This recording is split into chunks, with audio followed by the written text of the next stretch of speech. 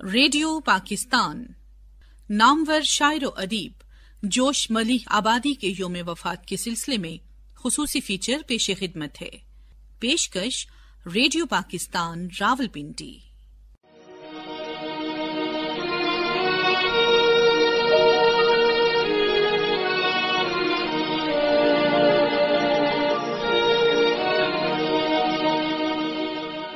اردو شاعری کی کہکشاں میں یوں تو ہزاروں ستارے جگمگائے، لیکن آسمان علم و ادب پر کچھ ستاروں کی زوفشانی اس آب و تاب کے ساتھ نمودار ہوئی کہ ان کی تابانیاں آج تک اذہان کو روشن اور دلوں کو منور کر رہی ہیں۔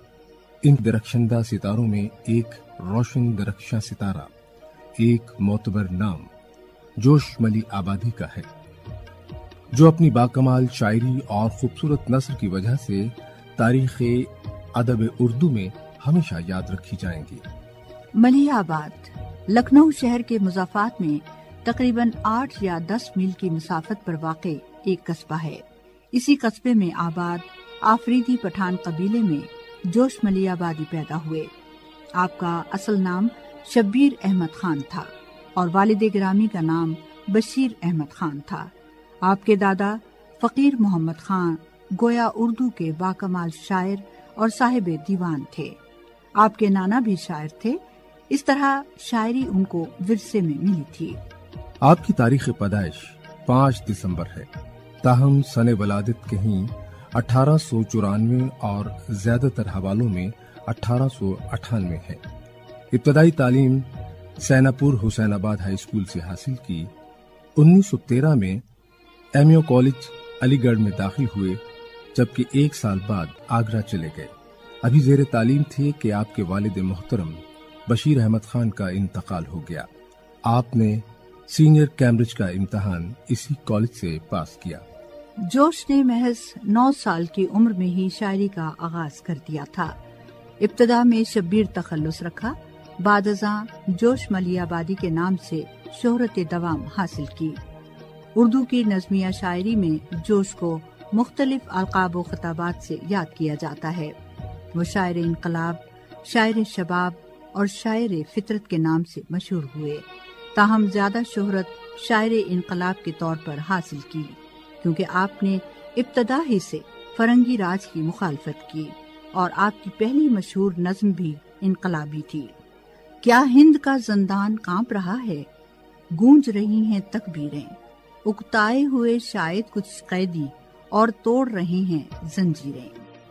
اگرچہ انہیں شاعر انقلاب کے نام سے شہرت ملی، لیکن ان کی شاعری میں حافظ کی غزلیں بھی ہیں اور خیام کی رباعیاں بھی۔ 1 لاکھ سے زیادہ اشعار کا شاعر، اردو شاعری کا ایک لافانی نام جوش ملیح آبادی، آزادی کا پرستار اور مساوات کا علمبردار تھا۔ محبت اور انسان دوستی ان کے مقصد حیات میں شامل تھی۔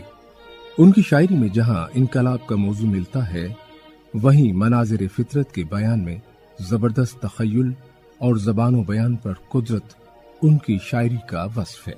مضامین کے اعتبار سے جوش صاحب کی شاعری کو 4 حصوں میں تقسیم کیا جا سکتا ہے: رومانیت، فطرت نگاری، جذبات نگاری اور انقلاب و بغاوت۔ سنو اے ساکنان خاک پستی، سنو اے ساکنان خاک پستی، ندا کیا رہی ہے آسماں سے، کہ آزادی کا ایک لمحہ ہے بہتر غلامی کی حیات جاویدان۔ جوش کی شاعری میں رومانیت کافی غالب نظر آتی ہے۔ حسن و عشق کا بیان اگرچہ ان کی غزلوں میں بھی ملتا ہے، تاہم تفصیل و جزیات ان کی نظموں میں ملتی ہے۔ جوش کے ہاں حسن کے بیان میں ایک خارجی زاویہ نظر ضرور ہے، لیکن اس محسوساتی اور حسیاتی کیفیت نے اس رومانیت میں جان ڈال دی ہے۔ ان کی شاعری میں حسن و عشق اور شباب ایک ساتھ نظر آتے ہیں، اسی لیے انہیں شاعر شباب بھی کہا جاتا ہے۔ ان کی ایک مشہور نظم جنگل کی شہزادی کے 2 شعر بطور مثال پیش خدمت ہیں: حسن ازل ہے غلطاں شاداب پنکھڑی میں، یا جان پڑ گئی ہے جنگل کی تازگی میں، حوریں ہزار دل سے قربان ہو گئی ہیں، رنگینیاں سمٹ کر انسان ہو گئی ہیں۔ جوش کی شاعری میں مناظر فطرت کا بیان بہت نمایاں ہے۔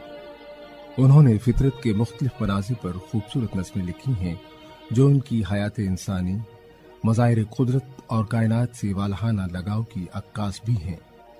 اپنی ایک نظم نغمہ سحر میں کہتے ہیں، نسیم ہوتی ہے محو راحت، سکوت ہوتا ہے جب چمن میں پیش کرتا ہوں اپنے آنسو خنک ستاروں کی انجمن میں۔ مناظر فطرت پر ان کی مشہور نظموں میں برسات کی شفق، برسات کی پہلی گھٹا، شام اور اس کی بزم آرائیاں، بھری برسات کی رات، بدلی کا چاند اور البیلی صبح زیادہ نمایاں ہیں۔ مناظر قدرت کی منظر کشی میں جوش اردو شاعری میں بہت ممکن کی انقلابی شاعری ہے، جس کی وجہ سے انہیں شاعر انقلاب کہا جاتا ہے۔ وہ آزادی کے پرستار ہیں، مساوات ان کا مذہب ہے، محبت، انسانیت اور آزادی کے پیغام کو انہوں نے اپنی شاعری کے ذریعے پیش کیا۔ وہ ترقی پسند تحریک کے نمایاں شاعروں میں شمار ہوتے ہیں۔ وہ ظلم و جبر اور استعارات کے خلاف ایک آواز تھے۔ وہ فرنگی راج سے ہندوستان کی آزادی کے علمبردار بھی تھے۔ ان کی بہت سی نظموں میں انقلابی خیالات و افکار نظر آتے ہیں۔ غلاموں سے خطاب، لازوال جہان بانی، بغاوت، صدائے بیداری، آثار انقلاب، پیمانے محکم، شکست زنداں کا خواب، حیف اے ہندوستان، ہوشیار، بیدار ہو بیدار وغیرہ نمایاں نظمیں ہیں۔ اپنی نظم غلاموں سے خطاب میں کہتے ہیں، اس خوفناک رات کی آخر سحر بھی ہے، توپیں گرج رہی ہیں، سروں پر خبر بھی ہے۔ ان کی انقلابی شاعری نے اہل ہندوستان کے دلوں میں آزادی کی شمع کو روشن کیا۔ انہوں نے ظلم و استبداد، ناانصافی اور عدم مساوات کے خلاف علم بغاوت بلند کیا۔ وہ ایک دلیر اور بہادر انسان اور بے باک شاعر تھے۔ ہم ہیں غدار تو پابند وفا تم بھی نہیں، اپنی اکثریت پہ نہ اتراؤ خدا تم بھی نہیں۔ مرثیہ نگاری میں جوش کو ترقی پسند مرثیے کا خالق سمجھا جاتا ہے۔ ان کے تخلیق کردہ 9 مرثیے ترقی پسند مرثیے کی بنیاد قرار پاتے ہیں۔ جوش انیس کے بعد دوسرے شاعر ہیں جنہیں لفظیات پر عبور تھا۔ انہوں نے اردو شاعری کو لفظوں کے استعمال کا شعور عطا کیا اور جدید مرثیے کو صنف کی حیثیت عطا کی۔ جوش کے جدید مرثیے کا مفہوم پیغام کربلا کی تشہیر ہے کہ اگر ہمیں اپنا وجود قائم رکھنا ہے تو ان کے سچے اور نیک پیغامات پر عمل بھی کرنا ہوگا۔ ہر جگہ سچائی اور حق کا پرچم بلند کرنا ہوگا۔ کر دیا ثابت یہ تو نے اے دلاور، زندگی کیا موت سے لیتا ہے ٹکر، کاٹ سکتا ہے رگے گردن سے خنجر، دستروں کو رون سکتے ہیں گوشت کھا سکتا ہے قصرے افسروں اور رنگ کو، گوشت کھا سکتا ہے قصرے افسروں اور رنگ کو، آپ کینے توڑ سکتے ہیں ہتھارے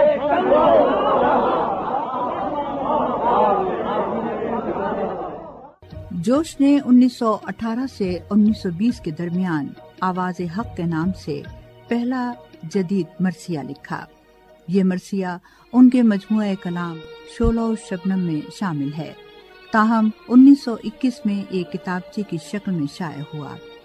1924-25 کا زمانہ ہے، تاہم جوش کی لاوالی طبیعت نے انہیں زیادہ دیر تک وہاں ٹکنے نہ دیا۔ وہاں سے لکھنؤ اور پھر دہلی آ گئے۔ دہلی سے رسالہ کلیم کا اجرا کیا۔ بعد ازاں سرکاری رسالے آج کل کے ایڈیٹر مقرر ہوئے۔ غم روزگار میں انہیں ممبئی، پونا، لکھنؤ اور کلکتہ کی خاک بھی چھاننا پڑی۔ 1943 سے 1948 تک وہ شالیمار پکچرز پونا سے وابستہ رہے۔ 1944 سے انہوں نے شالیمار پکچرز کے لیے فلمی گیت لکھنا شروع کیے۔ ان کی پہلی فلم من کی جیت تھی، جس میں ان کے لکھے 5 گانے تھے جو بہت پسند کیے گئے۔ 1948 تک انہوں نے کئی دیگر فلموں کے لیے بھی گانے لکھے۔ 1952 میں فلم دوراہا کے لیے طلعت محمود کی آواز میں گائی گئی آپ کی غزل تیرا خیال دل سے مٹایا نہیں ابھی، بے درد میں نے تجھ کو بھلایا نہیں ابھی بہت مشہور ہوئی۔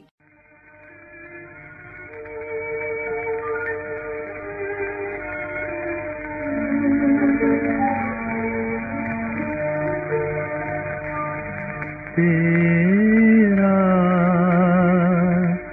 خیال دل سے مٹایا نہیں ابھی، بے درد میں نے تجھ کو بھلایا نہیں ابھی، تیرا خیال دل سے مٹایا نہیں ابھی، بے درد میں نے تجھ کو بھلایا نہیں ابھی۔ 1958 میں جوش پاکستان آ گئے اور کراچی میں انجمن ترقی اردو ادب سے وابستہ ہو گئے۔ یہاں انہوں نے دیگر شعراء اور ادبا سے مل کر اردو ادب اور زبان کی ترویج و اشاعت کے لیے بہت کام کیا۔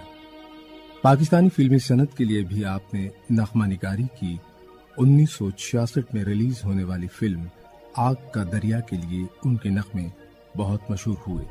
مسعود رانا اور احمد رشدی کی آواز میں گایا ملی نغمہ اے وطن ہم ہیں تیری شمع کے پروانوں میں آج بھی زباں زد عام ہے۔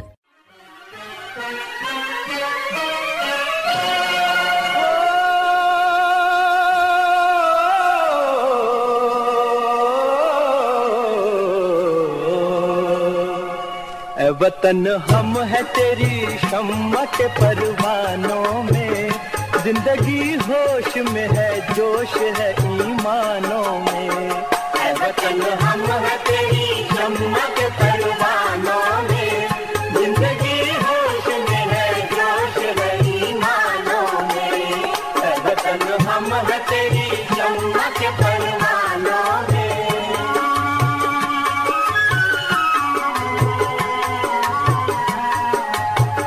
دل اوشا کی مانند یہ تپتے میدان، یہ لچکتے ہوئے یہ لچکتے ہوئے جنگل، یہ تھرکتے ارمان، یہ پہاڑوں کی گھٹاؤں میں جوانی کی اٹھان، یہ مچلتے ہوئے دریاؤں میں انگڑائی کی شان، ہے دیے تیرے شبستانوں میں، اے وطن ہم ہے تیری شمع کے پروانوں میں، زندگی ہوش میں ہے جوش ہے ایمانوں میں، اے وطن ہم ہے تیری شمع کے پروانوں میں۔ شعر و نثر کی صورت میں آپ نے جو اثاثہ چھوڑا وہ آج بھی قارئین ادب کے لیے گوہر بے بہا کا درجہ رکھتا ہے۔ آپ کی مشہور کتب میں شعلہ و شبنم، سنبل و سلاسل، فکر نشاط، سیف و سبو، جنون و حکمت، حرف و حکایت، عرش و فرش، آیات و نغمات، الہام و افکار، موجد و فکر، محراب و مزراب، رامش و رنگ، سرود و خروش، طلوع فکر اور روح ادب شامل ہیں۔ نثری تصانیف میں نجوم و جواہر، موجہ فکر، اوراق سحر، الہام و مقالات زرین اور اشارات جوش مشہور ہیں۔